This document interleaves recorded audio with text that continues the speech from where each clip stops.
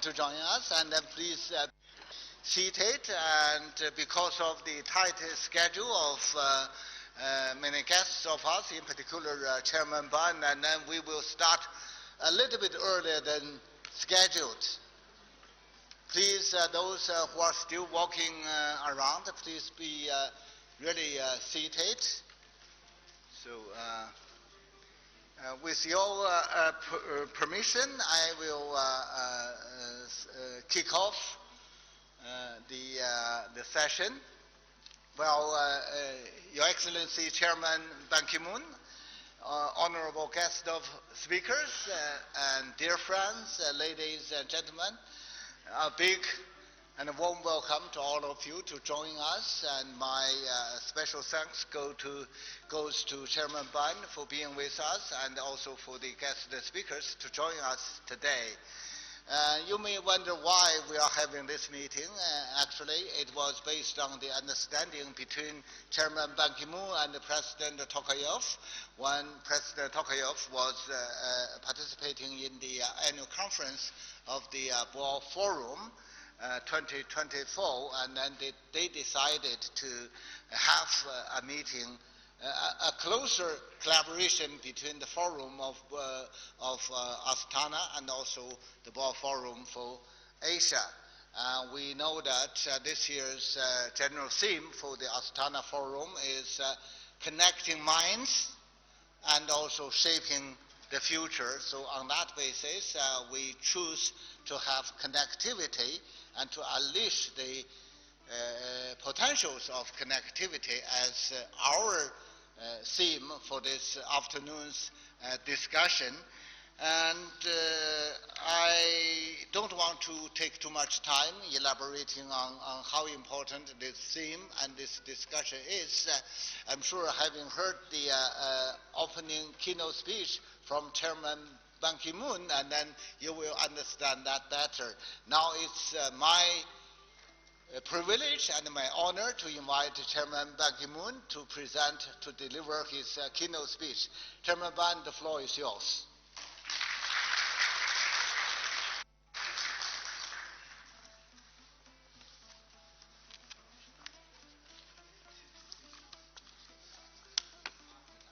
Thank you, Secretary General Zhang Jun of Boao Forum, Honorable Volkan Bozkır, President of the 75th United Nations General Assembly, and distinguished participants, speakers. Please allow me not be able to recognize all of you because of time sake. Fellow delegates, ladies and gentlemen, welcome to the Astana Regional Cooperation Panel, co-hosted by the Boao Forum for Asia and the Astana International Forum.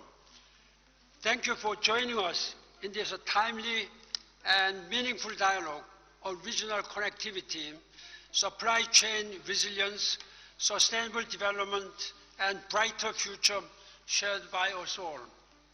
My special appreciation goes to His Excellency President Tokayev of Kazakhstan, the Kazakhstan government, and Astana International Forum for making this event possible. Kazakhstan is one of the 29 initial countries that launched the Boao Forum more than 20 years ago and has been a committed supporter ever since. Our annual conference each spring in Boao, Hainan, China has been honored by Kazakh political, business, and intellectual leaders. 1 year ago, when I met President Tokayev in Boao, we agreed to forge a closer partnership between the Boao Forum for Asia and Astana International Forum. I am pleased to see this dialogue now taking place today as a follow-up to my meeting with President Tokayev. What brings our two forums together is our shared belief in the power of dialogue and cooperation. In stark contrast to the bickering, finger-pointing, rivalry, and confrontation often seen Elsewhere nowadays, Boao Forum for Asia and AIF remain platforms where like-minded people still embrace trust, solidarity, and cooperation as the right way forward. This is the message BFA sent out at our annual conference 2 months ago.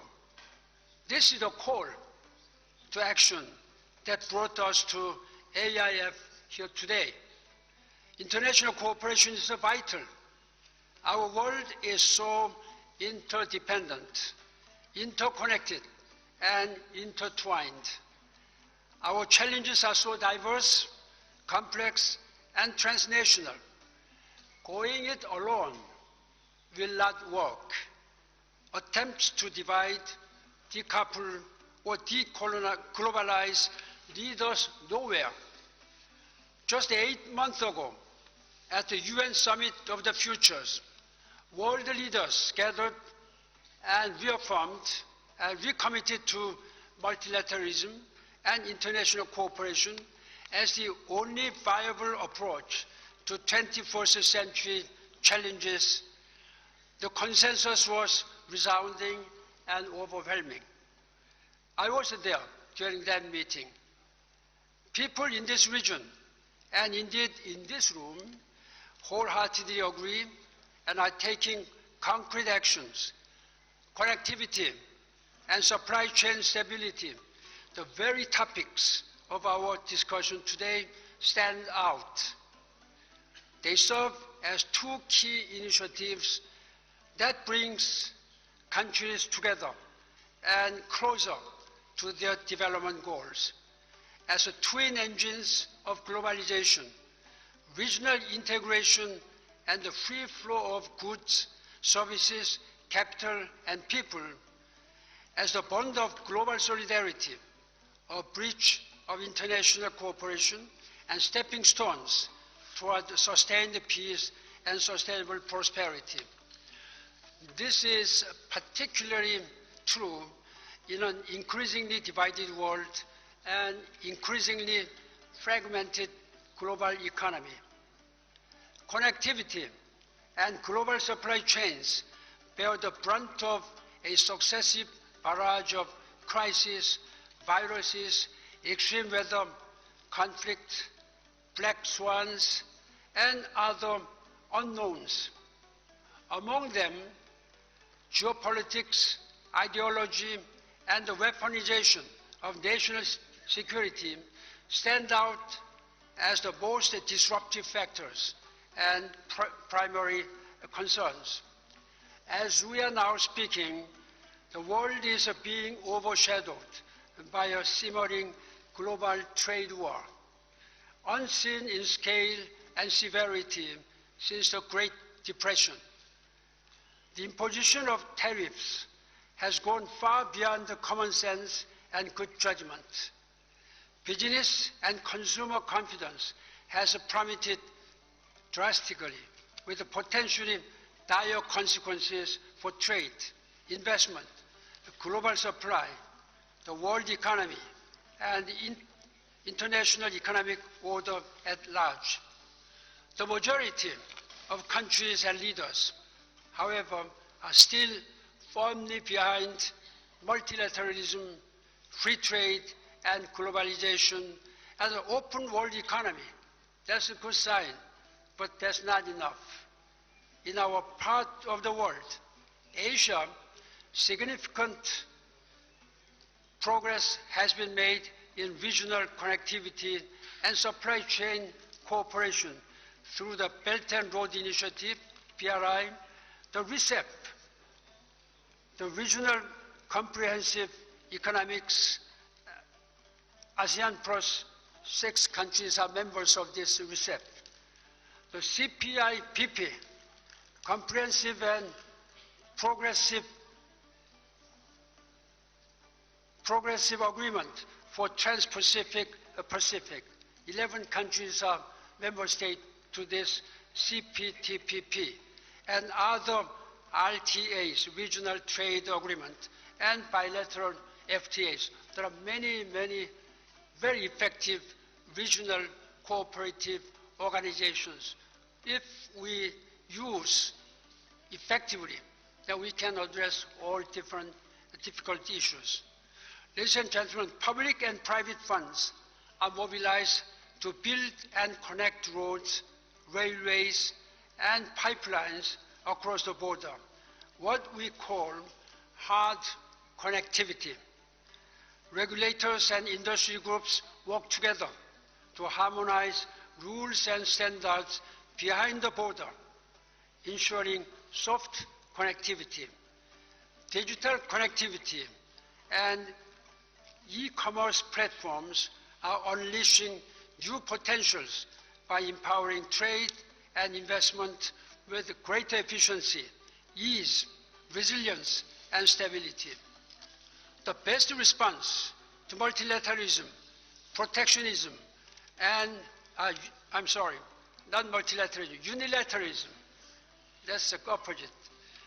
I repeat, the best response to unilateralism, protectionism, and the tariff wave is not to give in or give up, but to stick together with a greater level of connectivity and a more consolidated intra-Asian production network and supply chain.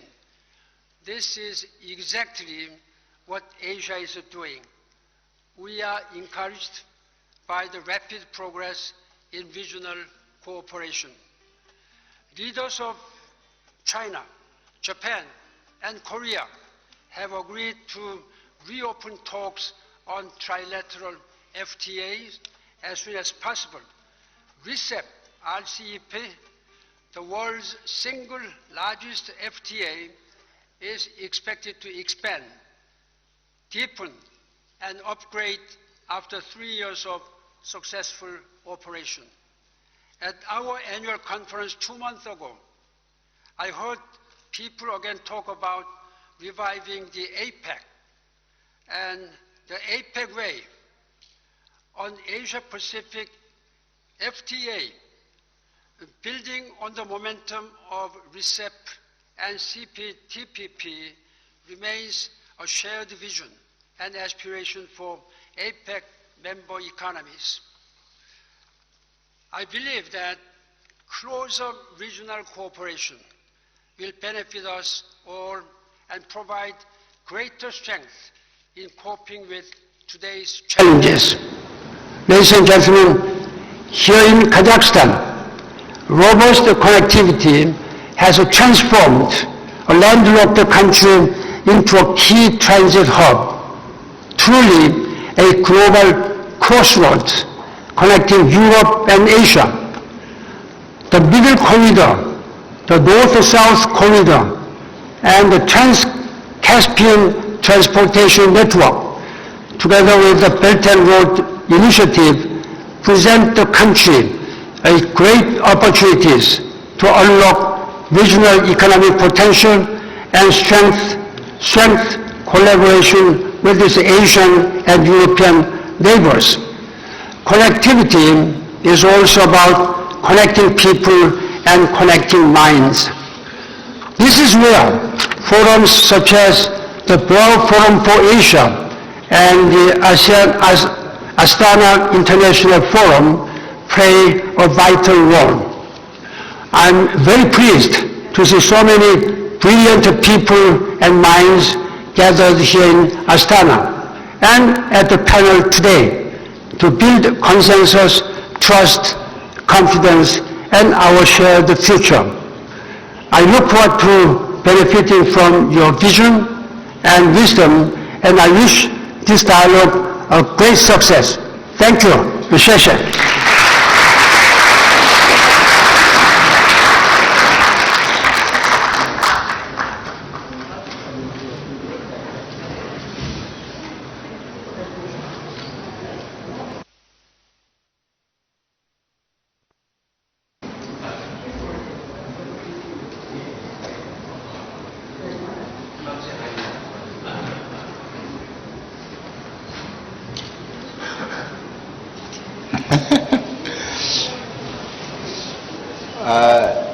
Because of the the meeting with President Tokayev, Chairman Ban has to leave earlier than scheduled, but I still wish to thank him for his very much thought-provoking and insightful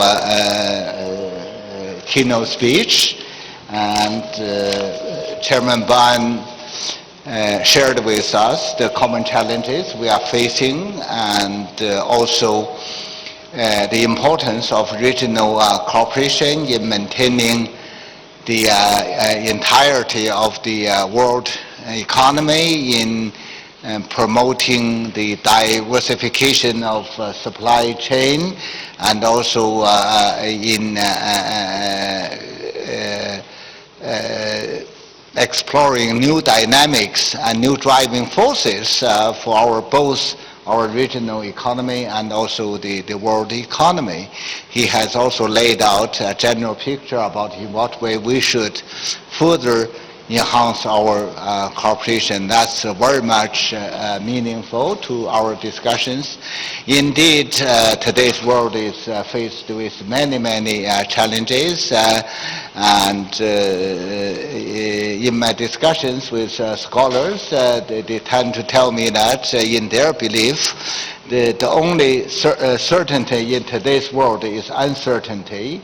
But I do see it differently, definitely. While we see many, many challenges, among them the trade war, the tariff war, which turned out to be the biggest one in today's world, which has very much undermined the global economy, undermined the global trading system, and undermined the confidence of the people in the world about our future. However, while we are coping with these challenges, definitely we have to think seriously in what way to overcome these difficulties, and then to explore the new potentials of the global economy and also regional economies. And on that, I think Asian countries, including Central Asian countries, have a big say. And we all know that Asian countries have made great efforts in the past years in promoting regional economic integration, in further strengthening our value chains, supply chain, production chains, and also including by launching a number of connectivity programs or projects like the Belt and Road, like the one initiated by Kazakhstan, the Just Kazakhstan initiative, and together with some other ones from Asia, from Central Asian countries, and also from other parts of Asia. And we do believe with all these efforts, we are able to maintain an open economy.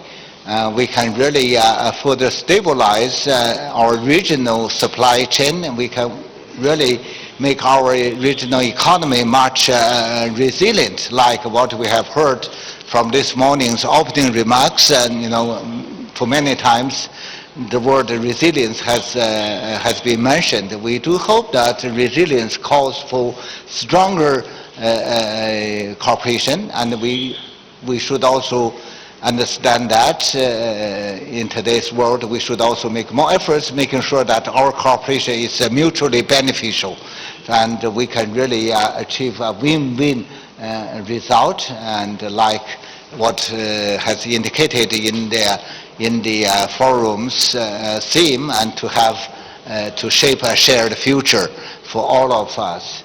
So we, of course, we have achieved a lot, and Asia should be proud of what we have been doing. And meanwhile, we have a lot of things to do, and we still have a long way.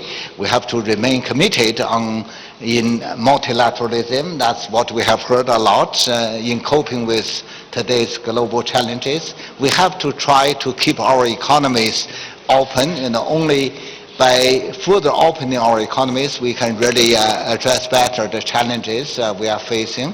And we have to really make the global value chain and the supply chain more inclusive, making sure that all countries, all parts, all sections in the global value chain benefit equally from our common endeavors. And then we have to really incorporate into our cooperation the digital part, making sure that what we are doing is reflecting the new development of technology, and also we have to really work even harder on exploring how to further diversify our regional supply chains, and then how to really to match up our connectivity efforts with our efforts in promoting regional economic integration, including free trade, including investment. So all these things require practical steps. I'm very glad that today with us is a group of veteran diplomats and economists, and I'm sure we can expect a lot from their interventions. And on my right is the Deputy Foreign Minister of Kazakhstan, and Mr. Kuan Tirov. And I'm sure he will be sharing with us a lot about the practice undertaken by Kazakhstan in promoting regional connectivity and regional cooperation. And on his right is my dear friend, the President of the General Assembly, 75th. While we were celebrating the 75th anniversary of the United Nations, President Bosker was chairing the General Assembly, and he will be sharing with us his insights on this issue. And on his right is Deputy Secretary General of Shanghai Cooperation, a very powerful regional mechanism in promoting regional cooperation. On my left, Madame Shamshat Akhtar, she has held so many important titles. I don't know, I will spend half an hour introducing her to the audience, but mainly the Central Bank Governor of Pakistan, the Finance Minister, these two posts I will never try to undertake. And also the Under-Secretary General of the United Nations and the Executive Director of UN's Regional Commission. And well, she is really a true economist, and she will have a lot to say on this issue. On her left is, well, let me check the spelling again, and I still have difficulties in pronouncing her name. And okay, but I know she's the Deputy Secretary General of OECD, yes.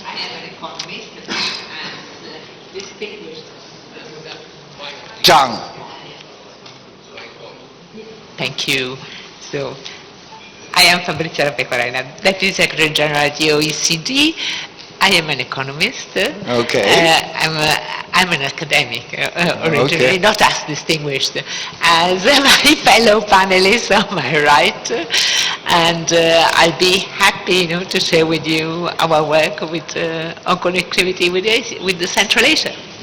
Thank you so much for joining us again. And then on her left is Mr. Feng Yanqiu, the Managing Director of Silk Road Fund, which is an institution practicing the practical things in promoting connectivity and connection investment.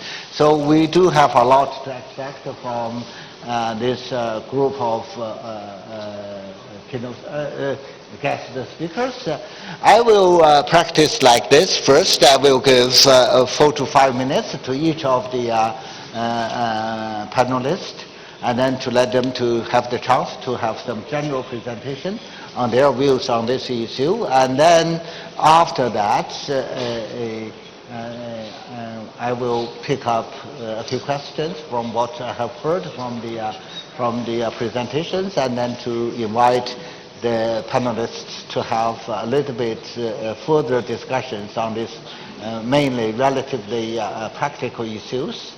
And frankly, my original plan is to have a 2-hour discussion, but the host told us, meetings are too popular and we are not able to have that long discussion, so we are limited to have a 1-hour meeting. Even though we started a little bit early, we have to really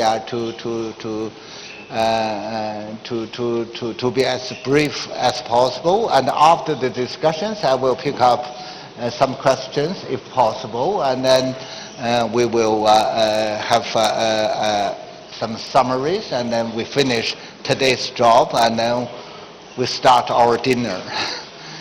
And now I will start the presentation, the first round. Some panelists have indicated that they prefer to go to the podium to present themselves. So since this is a very democratic forum, so I will not say no to their requests. I will now first give the floor to the Deputy Minister of Kazakhstan, and I'm sure on the basis of what we have heard from President Tokayev, which was already very much impressive enough, to hear more from you about the practice of Kazakhstan in promoting regional connectivity, regional cooperation, and the important role played by Central Asia. The floor is yours, Minister. Someone give me a mic not working, so I will still use this one.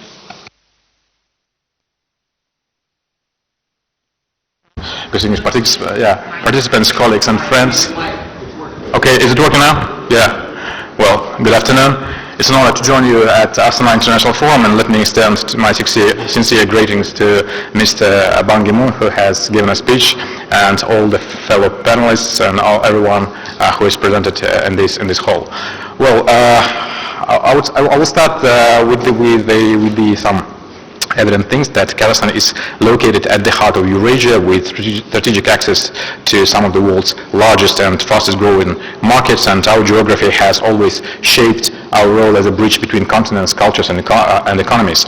Kazakhstan has always been a firm advocate for open trade, sustainable connectivity, and regional integration. In today's increasingly fragmented world, we believe that economic cooperation, especially through transport and logistics, is a key to a shared prosperity. With this in mind, Kazakhstan sees the middle corridor not just a transit route.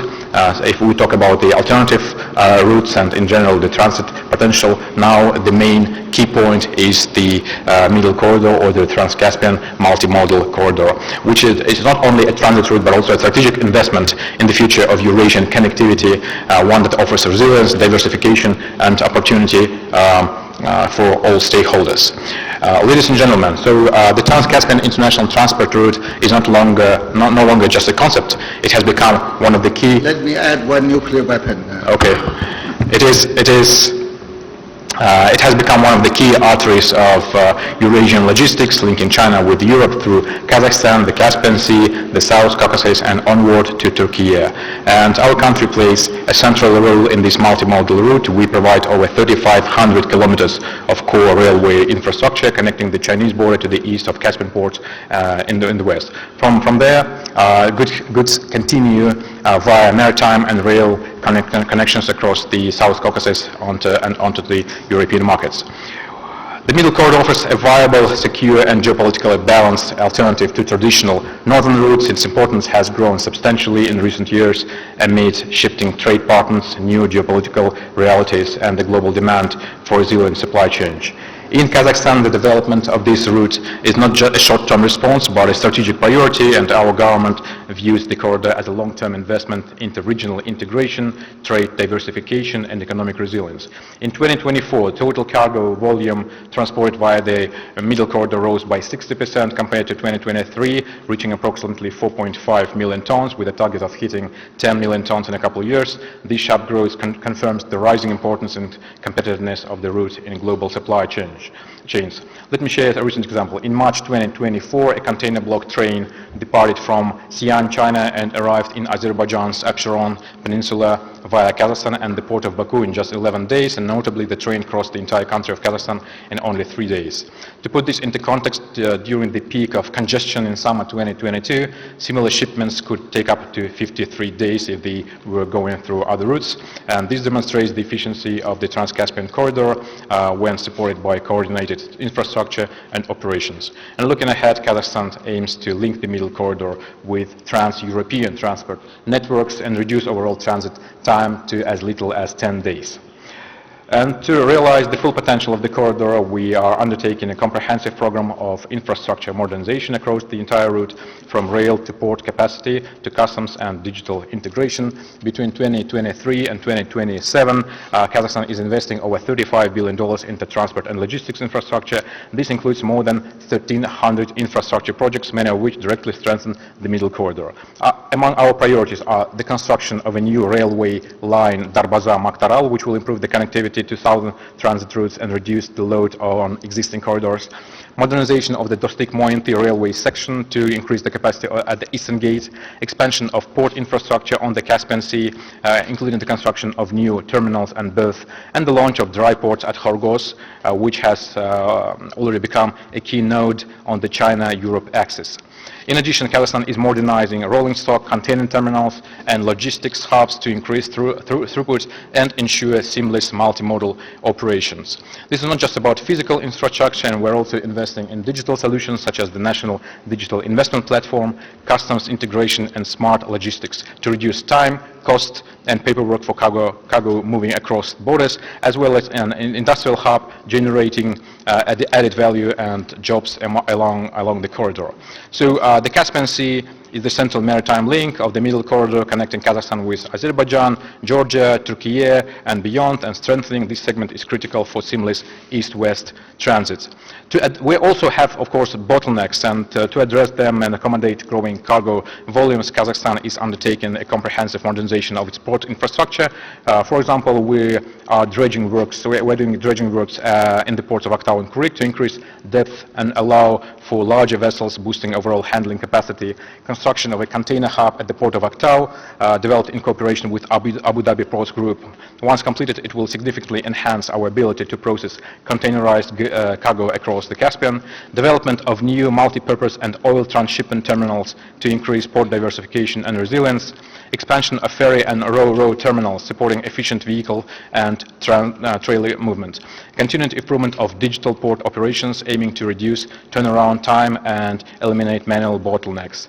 In general, through this effort, the Caspian segment of the corridor is becoming not only a transit point, but a strategic logistics hub linking Central Asia to global markets.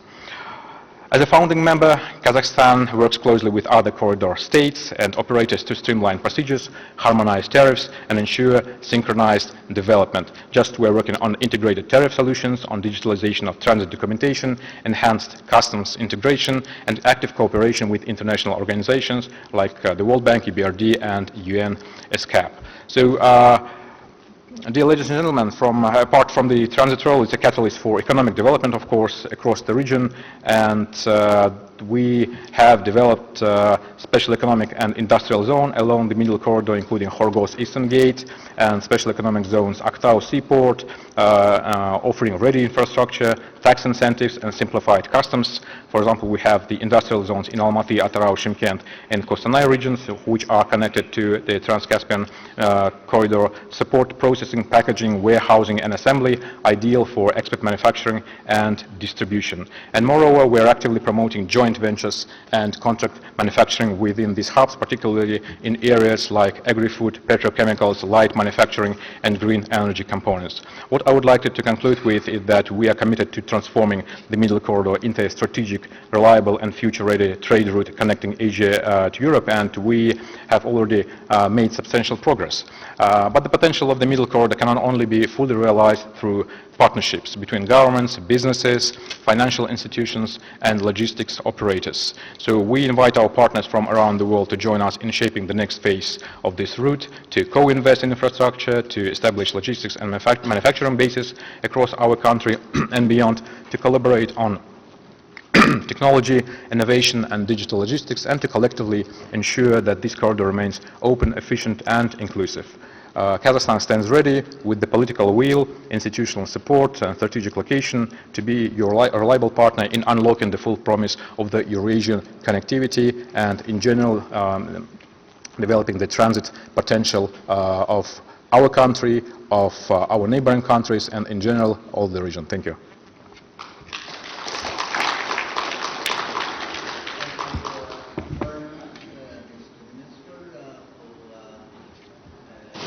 Sharing with us the valuable practice of Kazakhstan, and I will keep my question for the second round. So, if you wish, you may come back to your chair. Thank you so much. And next, I will give the floor to Madam Shamshak Akhtar. If you wish, you may also use the podium.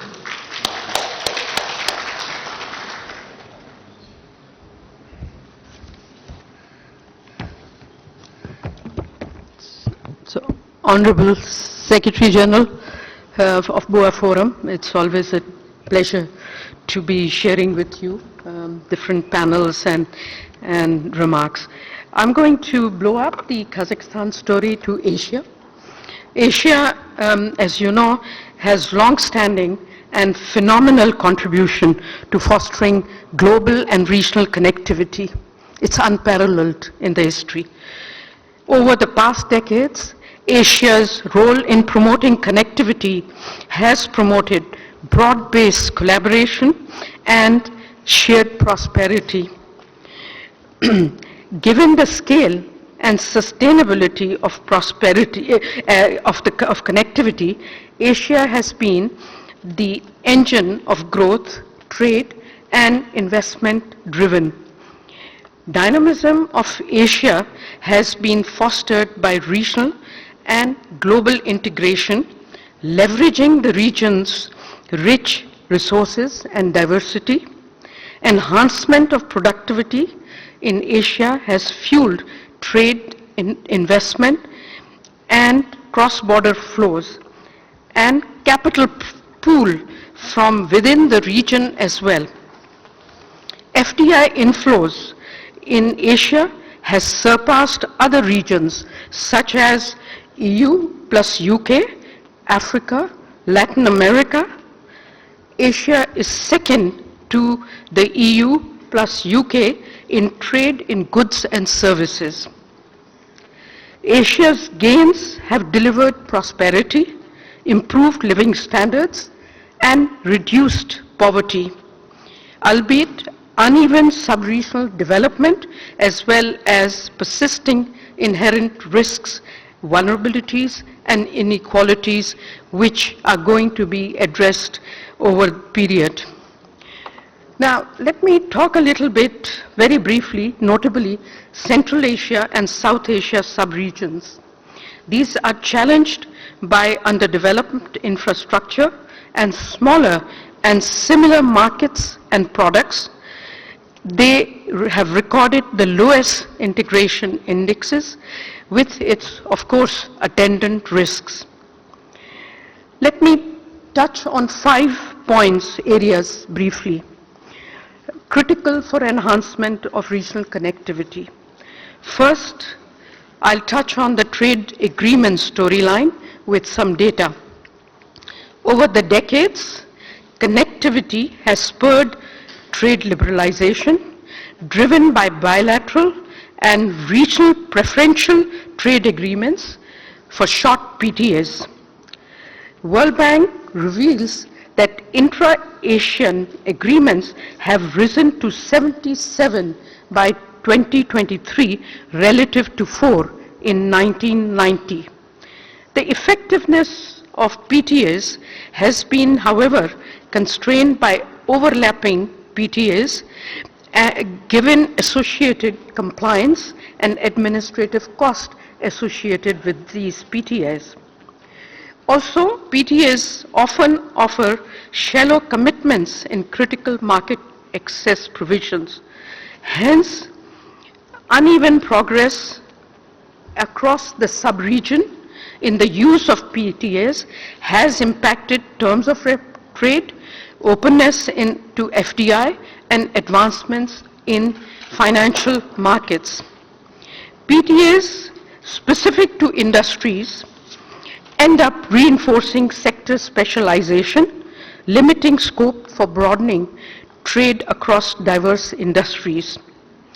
To unlock the full potential of PTAs, future agreements could emphasize new sectors and prospective markets, export diversification rather than merely amplifying the established trade flows. My second point refers to investment facilitation. Asia's intra-regional investment peaked to 60% of regional flows during pandemic, and since it's hovered around 55%. Investment facilitation policies, so critical for connectivity, in future need to reduce administrative barriers and service investors. FDI strategies need to be strengthened within the countries and the continent across the board in context now of the growing geopolitical risks. Keeping an eye on macroeconomics, reforms of institutional framework will improve efficiency, ensure resolution of trade tensions, shape firms' investment choices, and align policies with best practices and international commitment. As you know, Asia's intra-regional trade has increased. Between 2023, the growth was substantive. Regional value chains integration increased with forward linkages growing faster, suggesting a gradual shift towards regionalization. Regional value chains that have been talked about have gained importance across the region as economies rely on regional sourcing to enhance supply chain resilience and mitigate global trade risks. My third point, which has been discussed on different platforms now, is digital transformation. Digital transformation will be instrumental to simplify and promote coherence among regulations and regulatory agencies, leveraging investment promotion agencies to enhance FDI quality and diversify investing partners would go a long way for the sustainability. My fourth point, and this is the last point, that there is need to promote connectivity in energy sector in the region with focus on clean technology. Kazakhstan is the best place to talk about it with all the advancements it has achieved, but other countries are also growing fast. Of course, China is exceptional, and China has not only led the way in both production and distribution, but has also provided panels to different countries. With its rise, it's been pretty competitive to service the entire continent's requirements. Investment in renewable energy, electrical vehicles, clean technologies has surged globally.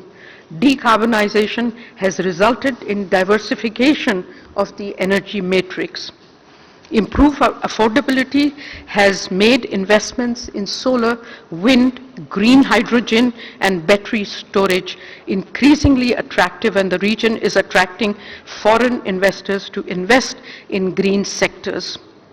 Let me just conclude with few points that given the geopolitical frictions and tensions that have been talked about and headwinds of trade tensions in particular, there is tremendous inherent risk that there will be distraction and deviation from what has been a globalization solid path led by now China. Asia, with its achievements and potential, is however well equipped and geared for stronger leadership of Asia to renew and catalyze its commitment to global connectivity. Asia, being largest contributor of emission, needs to, however, enhance its collaboration on climate action and finance. It requires an estimated 1.1 trillion a year to address climate change, and I'm talking about the region. Regional cooperation is of course needed to mobilize climate finance, address macro-financial risks from climate change. Ban Ki-moon spoke this morning, and I was with him when he was negotiating the Paris Accord, and all of us played our role in the Paris Agreement. It has helped to harmonize disclosure standards for climate-related financial risk and integrate climate risks into fiscal policy management. With this, let me end by saying the new agenda should include a lot of new features, because it's time to now focus on how to diffuse the various tensions and negativity that's in the air. Thank you, Secretary General.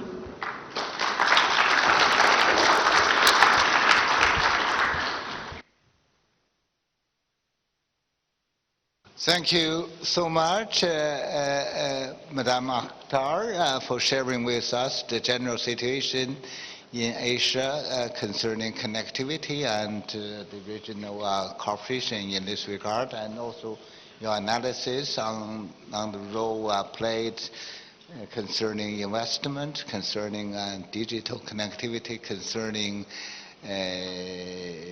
what's the last one, on energy, yes, and all these are very much used, and also Asia's efforts in leading the world in coping with climate change or things like that. And very much, I'm very much impressed by your points, and I now, while my clock runs very fast, we do have time limitations, but I will give the floor to President Bosker, and you may present both here or over the podium.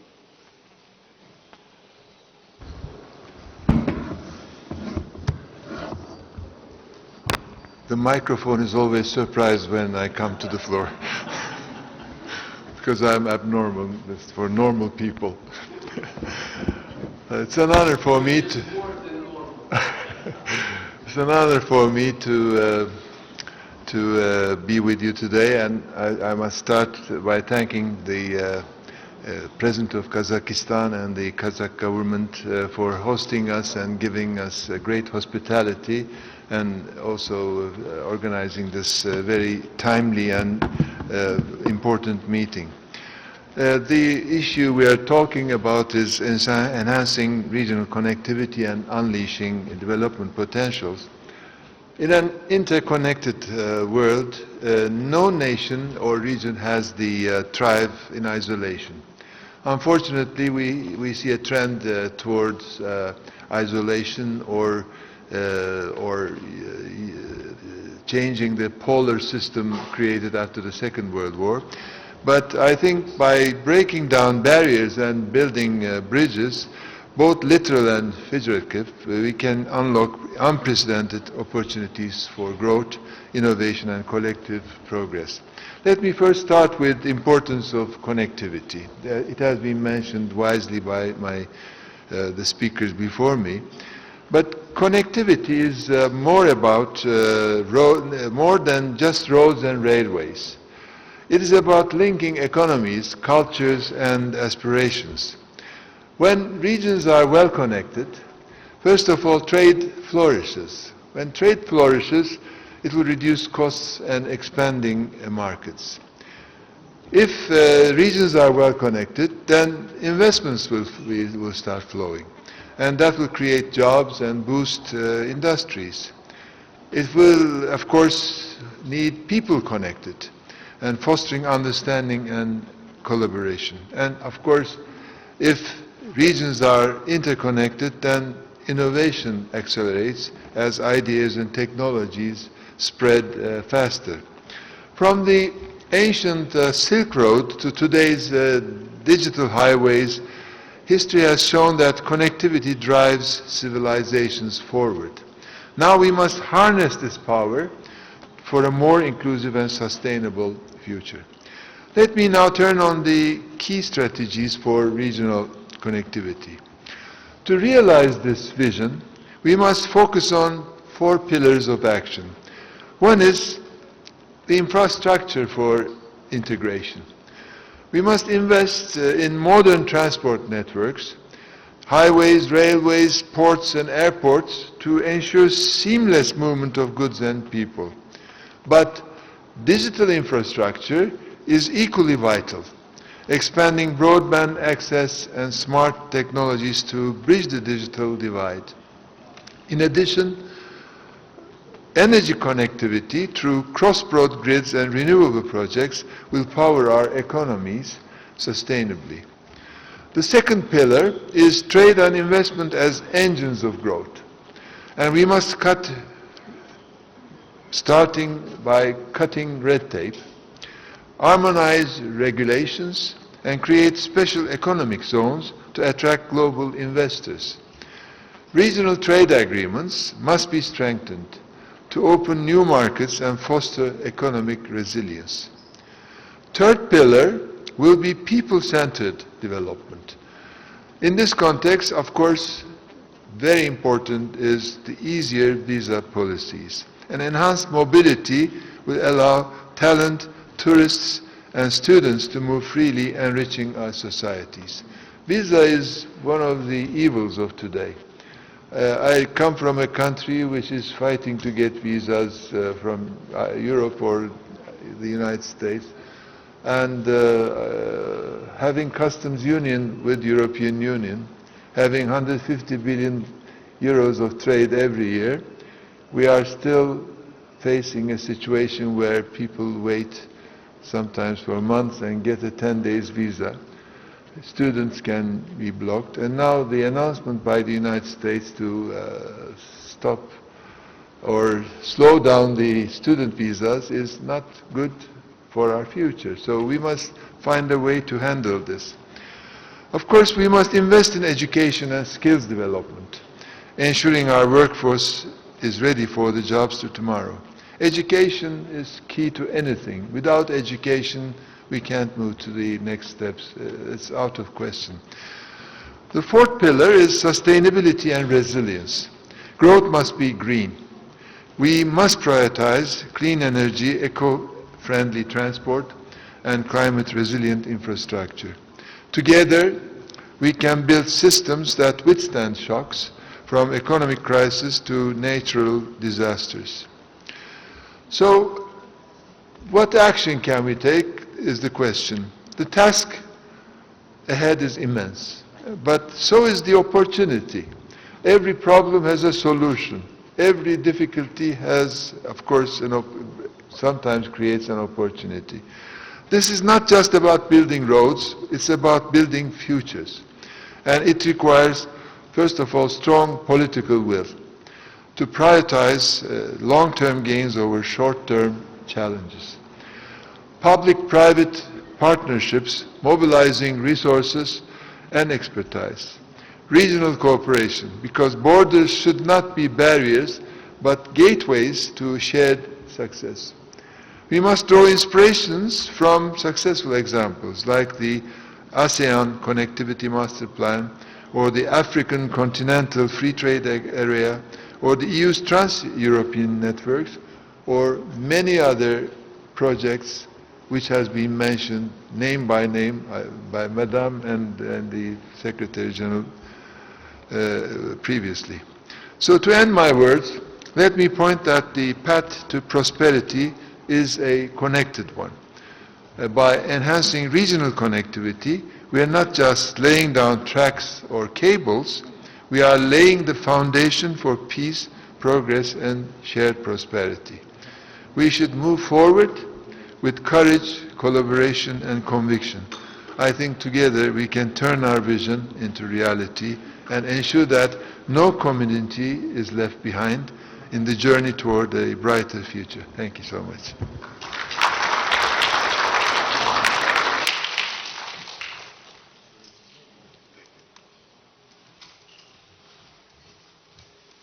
Well, thank you very much, President Oscar, for explaining the importance of 4 pillars. Definitely, those are extremely important in supporting further development of regional connectivity. I will now give the floor to Deputy Secretary General Piao-Yang Fan from the Shanghai Cooperation Organization.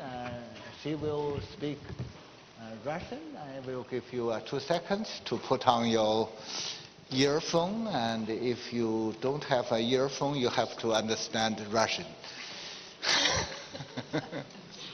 给我一个。这个有了。Okay, please go ahead. Okay. Уважаемый господин dear Mr. Zhang Jun, dear ladies and gentlemen, good afternoon. Let me full-heartedly welcome you on behalf of the chairman of Shanghai Cooperation Organization, and thank you for putting this event at such a high level today.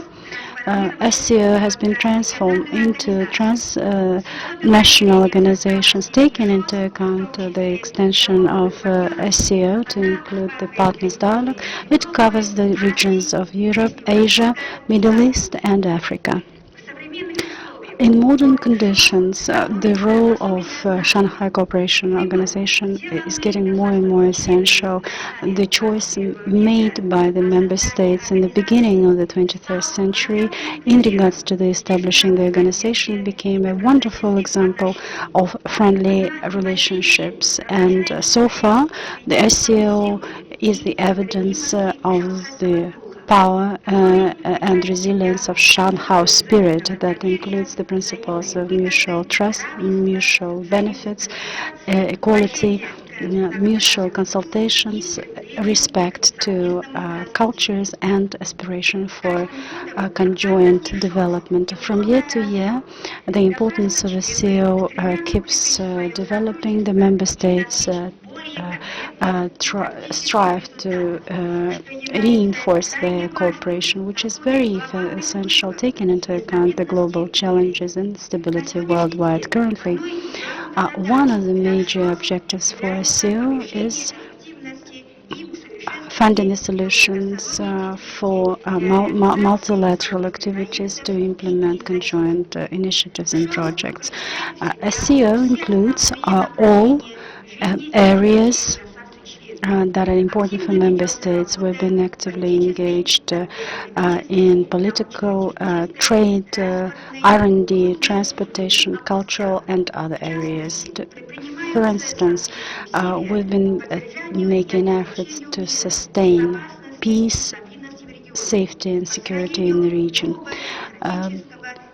as well as to build just political, economic, and international orders.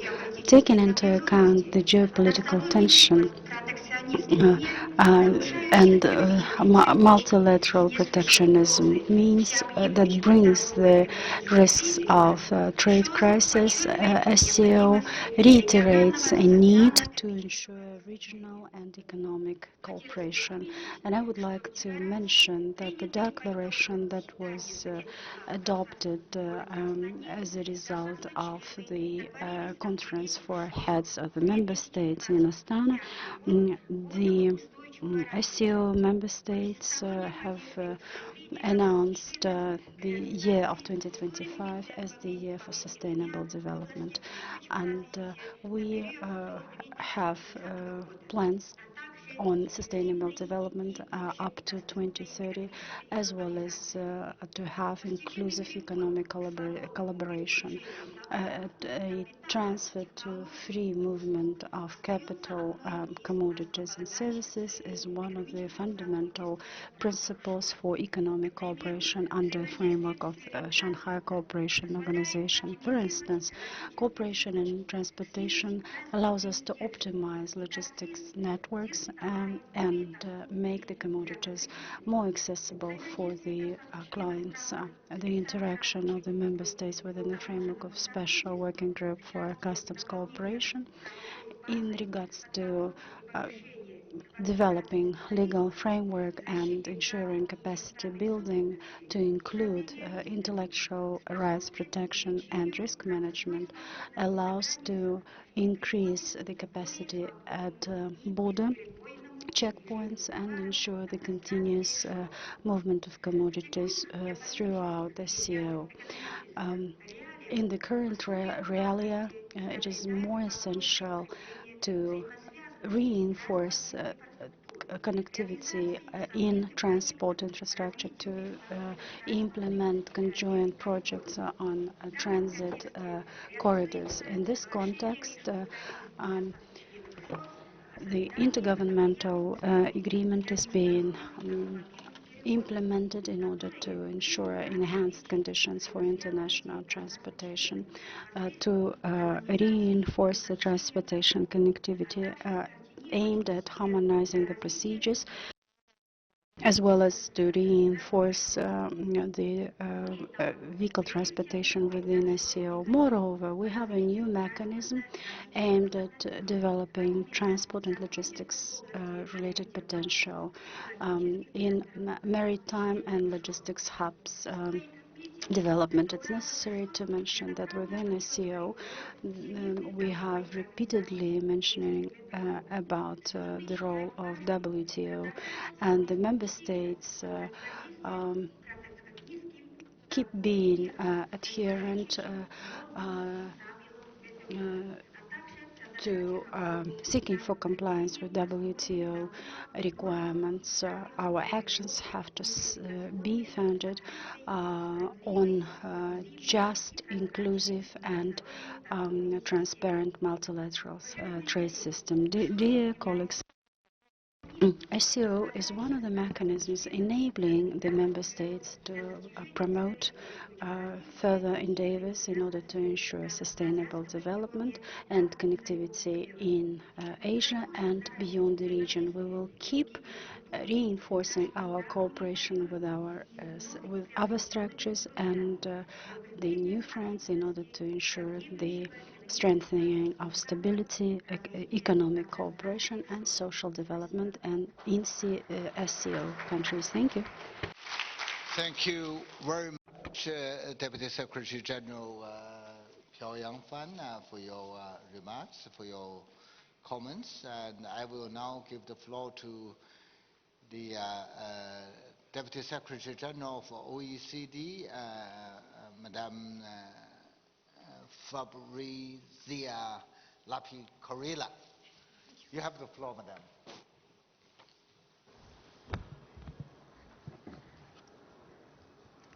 Thank you, Secretary General, and good afternoon to you all. It's a real pleasure and an honor to be here. I will be talking about something that we've already heard from the Deputy Minister of Foreign Affairs, but it is a great opportunity, I think, for me today to share with you the work that we at the OECD are doing with the countries of Central Asia. Now, to be sure, it is work that has been going on for a very long period of time. It's over a decade that we work together, but and is work that we do also in partnership with other organizations like the International Transport Forum or the UN International Trade Center. But this year we have launched a project under the EU Prosperity Programme in Central Asia to enhance the competitiveness of the Trans-Caspian Transport Corridor in Central Asia. And how do we do this? We do it the way that we always do at the OECD, an evidence-based analysis, and the analysis draws on different type of data and information. So we're using existing OECD and non-OECD indicator systems. We are using a survey of international and local transport and logistics companies active in Central Asia, and also consultations with relevant government stakeholders and development partners. Now, the goal of the project is to help governments identify and address the remaining bottlenecks related to both soft and hard infrastructure on the corridor. This work, the report, will be launched this autumn at the 3rd EU Central Asia Economic Forum in Uzbekistan. Now, as I just said, it is ongoing work, and work is not completed yet, but some preliminary and interesting findings are already emerging, both at national and regional and at national level. And we see certainly positive developments, including rapid growth of traffic and substantial investment in new infrastructure. There has also been great progress with respect to trade facilitation, with Kazakhstan in particular emerging as the leading reformer in the region in recent years. As a keynote node on the corridor, Kazakhstan has much to gain from its development, and it is investing heavily, as we've just heard, in railways, logistics center, and port development. That said, it is important to have in mind that there are, however, challenges across the region that remain and would need to be addressed. This includes the environmental impact of rapidly rising road freight. So more can be done, should be done to reduce the environmental impact of rising road freight, to include the phasing out of fossil fuel subsidies, the introduction of more stringent fuel quality standards and fleet renewal, restrictions on the import of new vehicles, such as those adopted here last December, will hinder fleet upgrades. Across much of the region, it would also be important to renovate rail networks. Second, trade facilitation. So while our trade facilitation indicators show considerable progress, there is much more to do. And a coordinated approach to trade facilitation and border formalities across the region, including further digitalization, we also heard about that, could help greatly. Across much of the region, the private sector, this is another very delicate point, the private sector continues to report corruption in customs and problems with such basic issues as transit permits and visas for drivers. There is finally a need to continue working on broader structural issues, such as the absence of a level playing field between state-owned enterprises and private firms, and protectionist practices. The monopoly status of some state-owned enterprises like Kazakhstan-owned rail company KTZ reduces the opportunities for involving the private sector in infrastructure development and confronts firms with frequent and often unexpected tariff hikes and other changes. Also, this is a challenge that would need to be addressed. And I cannot conclude by without mentioning the future of the Caspian Sea itself. The sea level has been steadily falling since the 90s, leading to important changes in the coastline and the shallower waters. Simply dredging is not the solution. We need a coordinated international action to understand the reasons for the Caspian's decline and the ways we can both mitigate it and, to the extent necessary, adapt to it. Thank you very much. Thank you very much, Deputy Secretary General. I will now give the floor to Mr. Feng Yanqiu, the Manager Director of the Silk Road Fund. You have the floor, sir.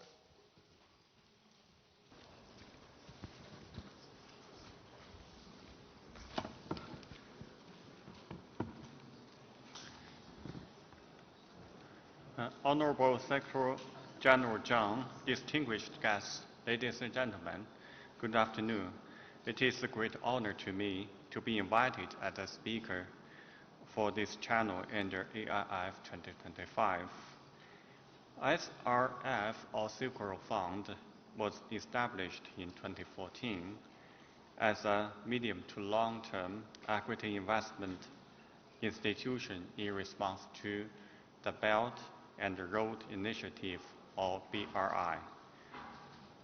As an upholder and a practitioner of high-quality BRI cooperation, SRF has invested in more than 70 countries and all regions in Asia, Africa, Latin America, Europe, and others.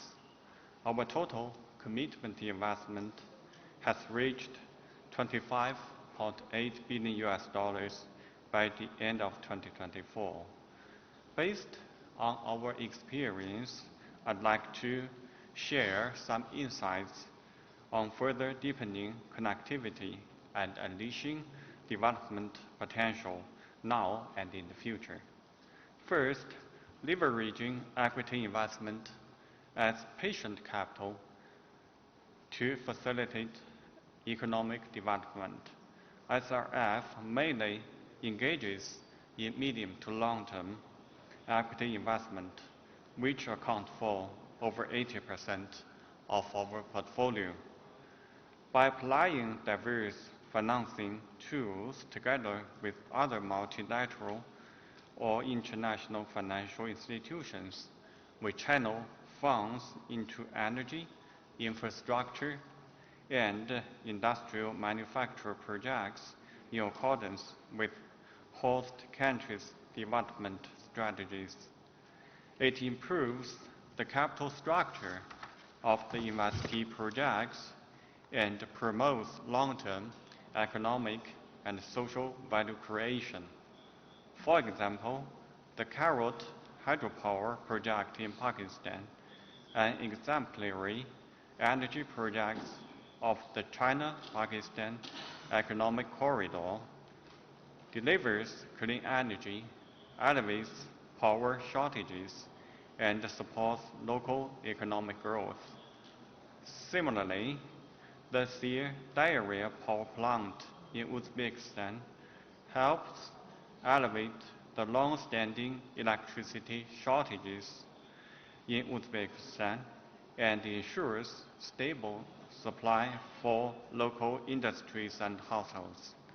Once such large-scale greenfield infrastructure projects complete construction and start operation, they will effectively strengthen the medium and long-term economic foundations of the countries and regions along the routes, driving industrialization, stabilizing industrial supply chains, and promoting sustainable development.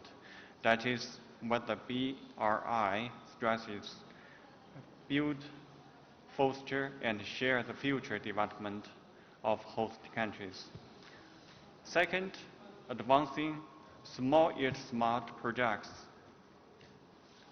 Heart-to-heart communications, CICA Fund is committed to promote small yet smart projects that deliver physical and tangible benefits to local people's livelihoods, enhancing the satisfaction and happiness of local communities. Regarding healthcare sector, we invested in hospitals in Southeast Asia and the Middle East. Regarding digitalization, we invested OTA, or online travel agency, in Southeast Asia. Regarding education, we invested a private K-12 education group in Middle East and a special education project in Europe. Regarding consumer goods, we invested a leading retailer in Vietnam. In all, Belt and Road Initiative is not just energy and infrastructure. Investment of livelihoods is of the same importance. Third, promoting sustainable investment for the Green Silk Road. The fund established a Sustainable Investment Committee, issued sustainable investment policies, and formulated an exclusion list for sustainable investment. We incorporate environmental, social, and governance, or ESG factors into our risk management framework and building risk toolkits based on international experience. We standardize and integrate the relevant sustainability assessment factors into our investment management process. We advance sustainability-related disclosure of our investment portfolio. Now we have a sustainable investment portfolio of around $2.6 billion, in which green assets total about $1.5 billion and social impact assets about $1.1 billion. I would also mention a large energy project in which SRF introduced a carry-sharing mechanism linked to ESG performance. In this way, we effectively incentivized the target to improve its ESG governance. Fourth, fostering broad cooperation and partnership. We worked with global partners to establish several platforms that integrate sustainable investment principles into their projects. This includes Belt and Road Hong Kong Flagship Impact Fund, Silk Road Macau Joint Investment Platform, China-EU Co-Investment Fund, and China Central Asia Investment and Financing Platform. Additionally, we invested in leading global fund managers. In 2023, we became an official member of International Capital Market Association. The membership not only deepens our dialogue with international peers, but also facilitates the exchange of experience in sustainable investment and compliance management. We also participated in Capacity Building Alliance of Sustainable Investment, which was officially launched at the 28th Conference of the Parties to the UN Framework Convention on Climate Change.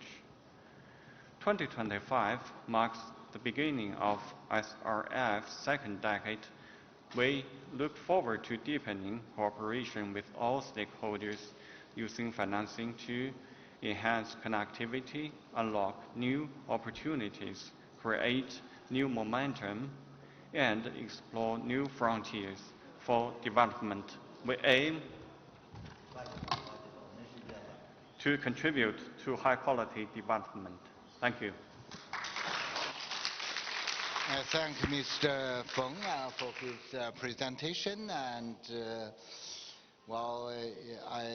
you can see that it's not easy to be a good moderator, and you always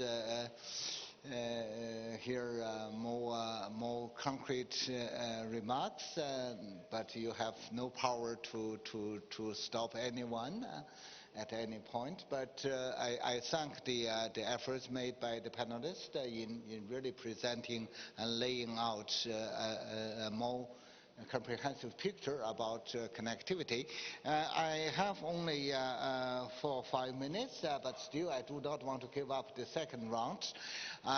Instead of asking questions one by one, I will throw out a number of questions and asking some of the panelists to make some very, very brief comments, and then I will move to the audience, hearing some questions, and then to have some brief answers.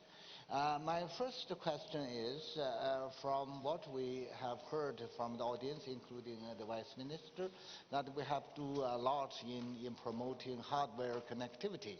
But then, of course, you know, it's extremely important to introduce the new development of digital technologies into connectivity. So in what way we can do better in matching up the development of connectivity with the development of digital technologies, making sure that we are better equipped in the coming days. And secondly, my question is, we are confronted with a global trade war launched by the United States, which overshadowed almost everything from production to daily life of the whole world. So definitely we're also suffering from the impact of this trade war. So in what way we should assess the impact and how to overcome the challenges?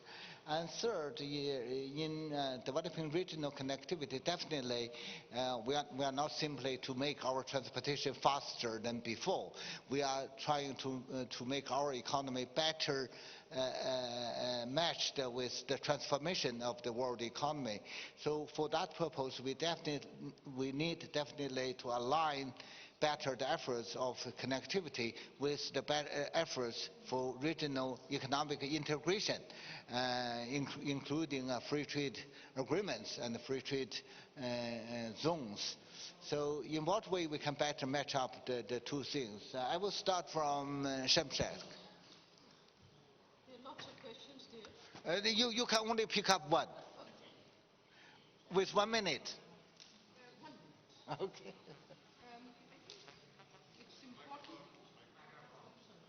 Mike. I think it's important to recognize, can you hear me now? Okay. It's important to recognize that we were operating in a very positive world order prior to all these tensions created by US trade war as well as tariff escalation. So now entering forward, if we want to have to maintain, to actually enhance and augment our connectivity, we would have to operate in a different world order in terms of, from the standpoint of Asia itself. So Asia will have to redouble its efforts, and connectivity that goes beyond region to global connectivity will allow and open up new markets for Asia, both through the Belt and Road Initiative, which has been very instrumental. And if you have seen the map of how Belt and Road Initiative has nurtured connectivity from my countries west side to all the way to the other side, it is very critical that countries coalesce together to accelerate the implementation of Belt and Road Initiative.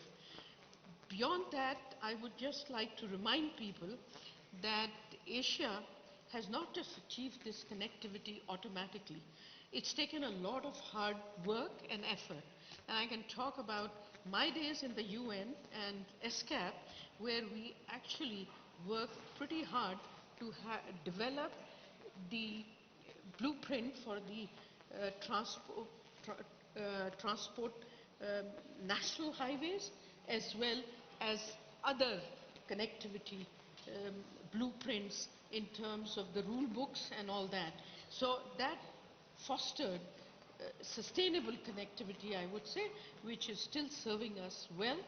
But I think there is need to have another fresh look in this architecture of connectivity. I'll stop here. Okay, thank you so much.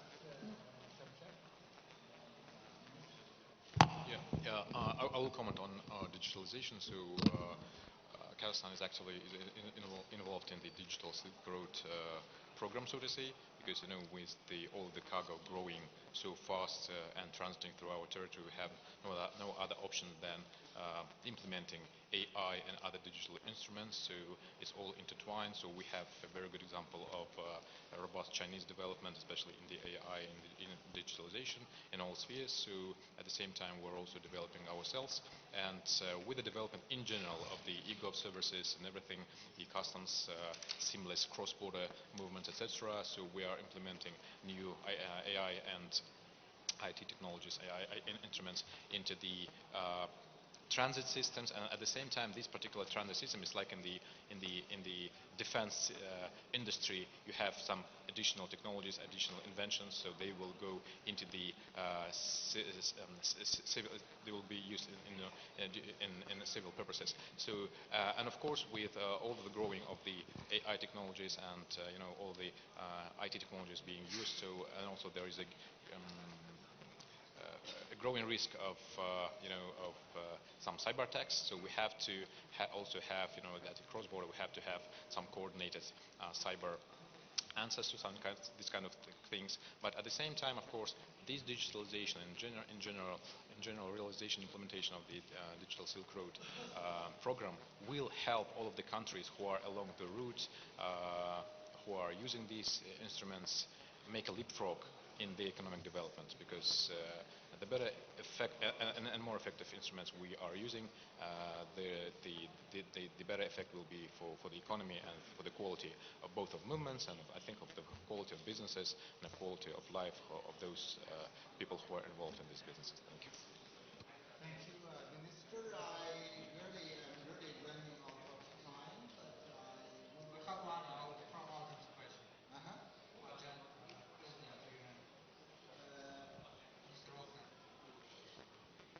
You are the moderator?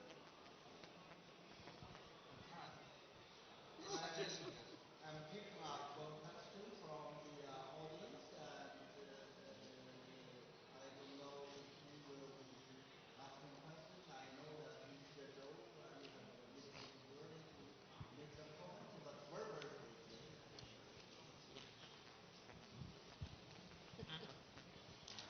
I'm going to speak Chinese. 我来自新疆自治区人民政府。那么作为中国的这个向西开放的门户，我个人非常的感受到，没有人能比我们新疆更了解这个互联互通的重要性。正是得益于。I would like to say that those who live in Xinjiang understand how important it is actually to integrate our efforts and ensure connectivity. One Belt, One Road program actually has reiterated how important it is actually to integrate and right now, the digitalization and internet connectivity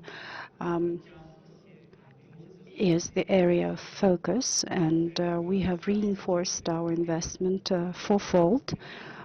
And our intention actually is to reinforce the infrastructure and to make sure that there is a system available that will allow us to keep developing the transportation network. And actually, those initiatives do have an impact on our partners in Central Asia and Middle East. And we would like to propose you to use our platform for the basic infrastructure. Talking about the integration between China and Central Asia, we have plenty of opportunities, and undoubtedly all of the speakers who have delivered the speeches, you are welcome to come to China. To all the panelists for not having more sufficient time for the discussions, and for the audience for not being able to ask for more questions. The panelists for the next meeting are already standing there waiting for starting their meeting. I won't take the risk for further summaries, but I do wish to thank all the panelists for their great contributions. Definitely, what you have presented are very much insightful, thought-provoking. Definitely, we should pursue multilateralism in the coming days in promoting regional cooperation. We should also make more efforts in promoting regional economic connectivity so as to support regional economic integration. We have to adopt an innovation-driven approach, making sure that we are better equipped in the coming days, and we have to also make more efforts to cope with the impacts of the trade war. That's really a big challenge to all of us. We have a lot of things to do, but I'm sure that bearing in mind that we are always connecting our minds, and we will be better shaping our shared future in the coming days. I thank you again.